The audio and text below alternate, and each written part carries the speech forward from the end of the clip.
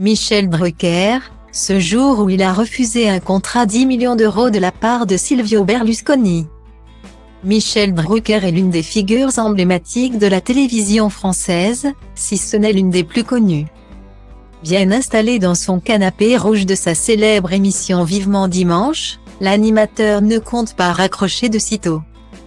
Mais ce n'est pas pour autant qu'il est contre quelques changements. Depuis la rentrée 2022, le programme n'est plus diffusé sur France 2, mais sur France 3.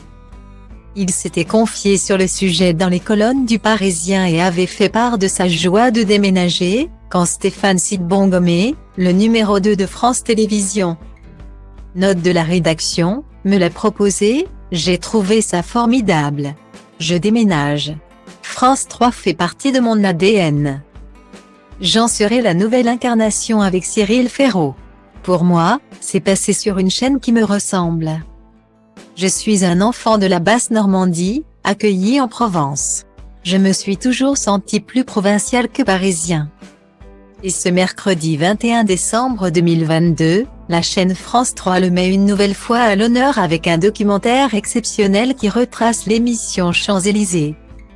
Un programme qui a fait les grandes heures de la télévision, diffusé à l'époque sur Antenne 2 de 1982 à 1990 puis sur France 2 de 2010 à 2013.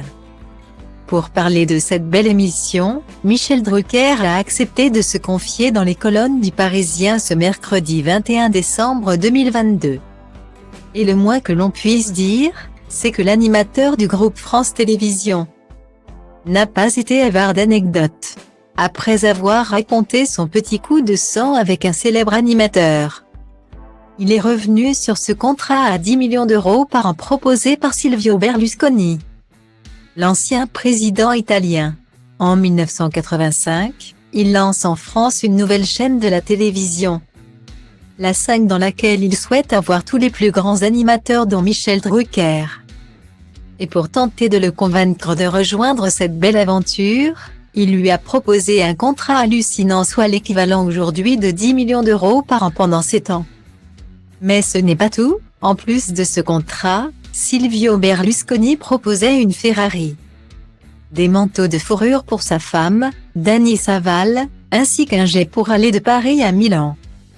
Une offre que Michel Drucker a déclinée à cause de, ou grâce à son frère Jean, je vais être nommé patron d'Antenne 2.